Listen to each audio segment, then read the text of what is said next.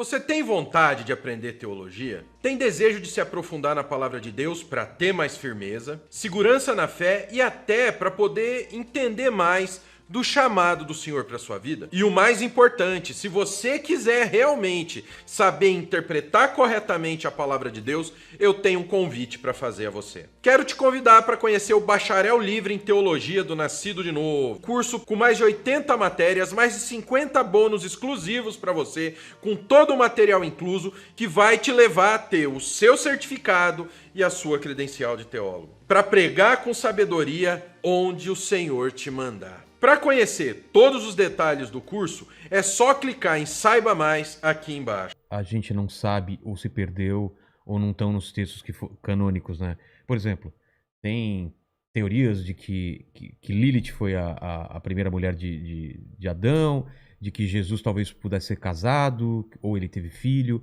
Onde a gente busca uma fundamentação para dizer isso está errado, ou nada disso pode ser contestado porque não tem provas também. Pode ser que... Como que funciona? Talvez eu vou até dar alguns exemplos desses que você deu. A fundamentação seria o seguinte: primeiro, desconfie de algumas fontes que você está usando.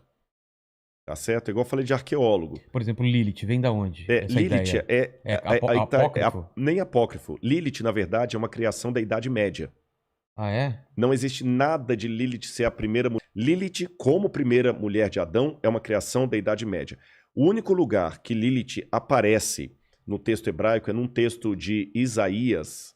Ele fala de Lilioth, que aparentemente pela raiz, Lilioth vem da raiz da palavra Laila, que quer dizer noite. Então, Lilioth significa com criaturas noturnas, que alguns tradutores traduzem por coruja, lobo, criaturas da noite. Agora, aquela história de Lilith como a primeira mulher de Adão, isso foi uma crença, uma lenda criada na Idade Média.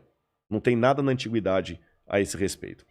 Aí as pessoas, às vezes, porque tem um detalhe também, a nossa sociedade ama teoria da conspiração. Exatamente. A gente detona uma pessoa... Mas de onde veio, será, da Idade Média, essa ideia? De onde veio essa invenção? Será que são cultos pagãos que tinham essa história do... Inventaram isso. Inventaram isso como sendo a primeira mulher de Adão. Eu até tenho no meu canal lá, Rodrigo Silva Arqueologia. Se o pessoal acessar lá, tem um vídeo lá sobre? Assim. Sim, foi Lilith a primeira mulher de Adão. Se colocar Rodrigo Silva Arqueologia, Lilith vai aparecer. Eu mostro as fontes, mostro a palavra hebraica e tudo. Na Idade Média, houve um prodígio de inventar muitas coisas. Isso não é novo, faz parte do gênero humano amar a teoria da conspiração. Teoria da conspiração... Fanfics. Exatamente. Teoria da conspiração é igual o João de Deus. Você tá entendendo? Hoje que ele foi desmascarado, nenhum artista foi nele. Quer dizer, você tá entendendo? Não, ninguém foi. Quando o governo tá mal, ninguém votou nele. Então, quer dizer, enquanto a coisa tá lá, todo mundo quer ser o pai da criança, né? Mas quando não... Então, o que acontece? A humanidade abomina a teoria da conspiração, mas todo mundo é fascinado por elas. Claro. E desde longa data, um exemplo moderno e um antigo. Se eu hoje escrevesse um livro, A História do Papa Francisco. Ah, que coisa piedosa, bonita, né? Até trouxesse para você de presente. Que é a história do Papa Francisco. Tá, obrigado, Rodrigo. E talvez uma meia dúzia de carolas iam comprar o meu livro e ler. Mas, se eu escrevesse um livro, A Verdadeira História do Papa Francisco, a verdade que o Vaticano tentou esconder. Nossa! Cara, amanhã eu tenho 1 milhão de exemplares, não tem Paulo Coelho que me bata. Você tá entendendo? Do BO, da treta. O pessoal quer ver treta. Você tá entendendo? Você quer ver um programa seu que disparar de views mais do que qualquer outro? Quebra o pau aqui. Igual o João Gordo com o Dado Dolabella. Aí vem toda aquela teoria da conspiração. Não, é porque esse era o livro verdadeiro que a igreja tirou, que a igreja baniu. Veja bem, eu não sou católico. Eu não teria nenhuma razão... Sou adventista. Eu não teria razão nenhuma para fazer aqui uma apologia à Igreja Católica. Mas eu vou fazer academicamente. Se a Igreja Católica, em que pese as mazelas que houve na Idade Média, que ninguém nega, os historiadores estão aí comprovando, em que pese as mazelas eclesiásticas da Idade Média, se a Igreja Católica tivesse mudado o texto da Bíblia, como os críticos dizem, tirando livros que poderiam acabar com a doutrina dela, se a Igreja Católica tivesse feito isso, o ramo cristão que estaria mais dentro da Bíblia seria a Igreja Católica. Porque todos os dogmas da Igreja ela colocaria na Bíblia. Por exemplo, Na Bíblia, seja ela publicada na editora católica ou protestante, em lugar nenhum diz que Maria foi assunta ao céu de carne e osso. É um dogma da igreja. Na Bíblia, em lugar algum, fala da intercessão de Maria por nós diante de Deus. Na Bíblia, não tem nenhuma das orações do Salve a Rainha, do Crê em Deus Pai. Não tem nenhuma dessas orações. Pasmem.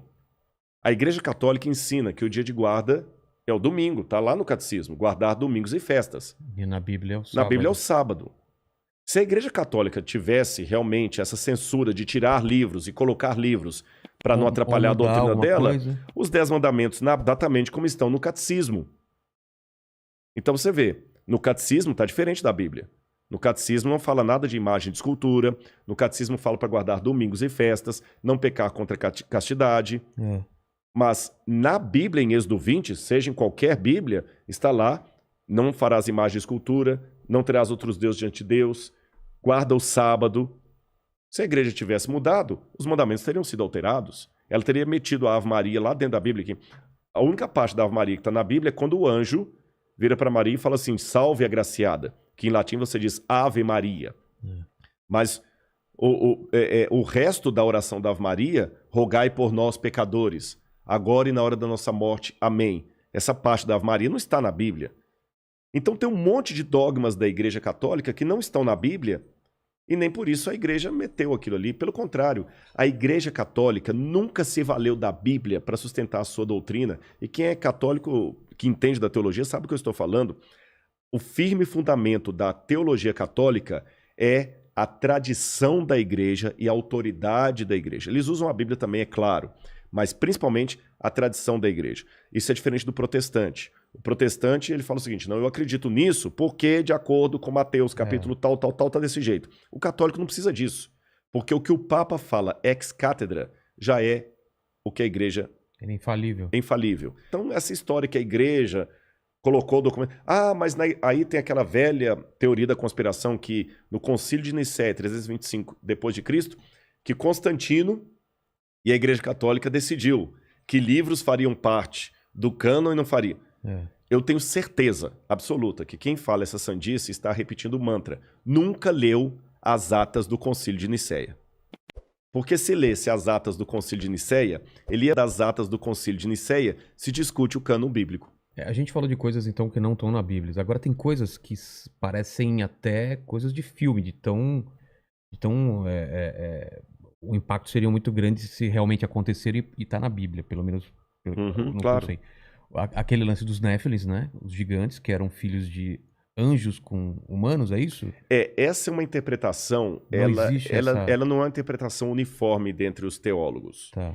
O livro do Gênesis se limita a dizer que, no tempo em que os filhos de Deus buscaram as filhas dos homens e se apaixonaram por elas, houve uma grande violência na terra e havia gigantes na terra. Só que a palavra ali que aparece para gigantes não quer dizer nada sobrenatural. Não eram pessoas grandes? Jesus falou o seguinte, anjos não se casam nem se dão em casamento. Anjo não procria. A expressão Bnei Elohim na Bíblia, ela pode significar em alguns textos anjos, como no caso de Jó, mas em outros textos ela significa apenas seres humanos que fazem parte do povo de Deus. Santos? Não. Não santos no sentido católico da palavra, mas santos no sentido de pessoas que escolheram o lado do bem. Tá. Então, o que acontece? O livro do Gênesis vai falando que houve 2 gerações. A geração de Sete, não o numeral 7, uma pessoa chamada Sete, que era filho de Adão e Eva, que era a geração do bem, e a geração de Caim. Aí a geração de Caim estava cada vez mais pervertida. E começou a aparecer muitas meninas bonitas aqui. Aí os filhos de Deus, que eram da geração de Sete, começaram a se apaixonar pelas filhas de Caim, as descendentes de Caim, que eram as filhas dos homens, conforme a expressão bíblica. E aí misturou o povo de Deus.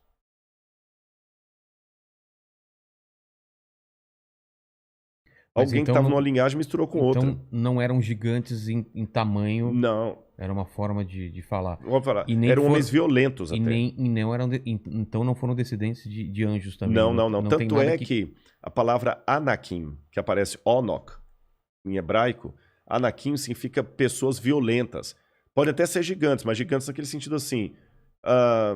Mike Tyson era um gigante. Ah, tá. Alguns que usam na NBA, você entendeu? O próprio Golias, que lutou então. contra Davi, o Golias tinha 2 metros e alguma coisa. Não é algo tão diferente. Aliás, o Golias talvez até sofresse de gigantismo, que é uma doença mesmo, você sabe, né? Sim. Então acontecem esses casos, como tem pigmeus também. Mas em relação ao demônio, qual que é a sua visão? Satanás, diabo, demônio, Lúcifer, é tudo a mesma coisa? A figura do Lúcifer é aquele mesmo, é o anjo caído que queria ser Deus? Bom, a tradição judaico-cristã de longa data trabalha a ideia de Lúcifer, embora esse nome não apareça na Bíblia. Não tem Lúcifer? Não tem. Lúcifer ou Lutíferos. Estrela da manhã? Estrela da manhã. Lutíferos, é estrela da manhã o que aparece na Bíblia, né? Só que o livro de Isaías, de novo, aí, Lúcifer veio graças a Jerônimo. Quando Jerônimo traduziu a Bíblia para o latim, ele traduziu a expressão estrela da manhã, ou estrela da alva, para lutíferos. Lutíferos em latim, lute, luz. Ferus, que carrega. Aquele que carrega a luz. Transportador de luz, portador de luz. E acabou que lutíferos, por vias do latim corrompido, virou um nome próprio e virou o nome do ser angelical que caiu, embora esse nome não esteja na Bíblia como nome próprio. A Bíblia o chama de acusador, que em hebraico seria Satã. Satã é advogado de acusação, não é? Tanto é que balística, bala de revólver, balaustre, né? Balos é lançado em grego. Diabalus, aquele que foi lançado através de, para fazer uma referência a quando ele caiu do céu.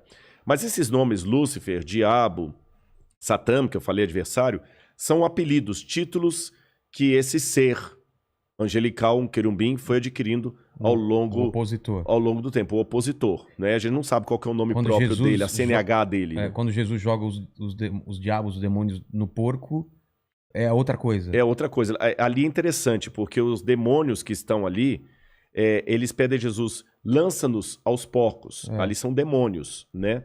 A palavra demônio também é interessante porque a gente tem que cuidar, porque no grego vem da palavra gênio.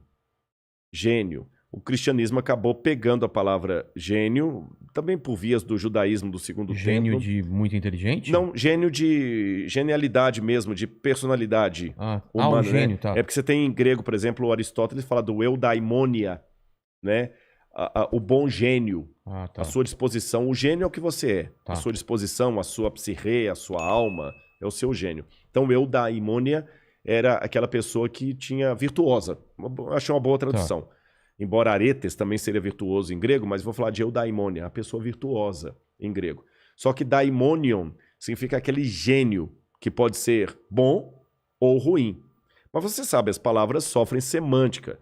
E daimônio acabou sendo incorporado pelo cristianismo primitivo, por vias do Novo Testamento grego e depois do latim, como sendo uma marca, um título para os anjos que seguem.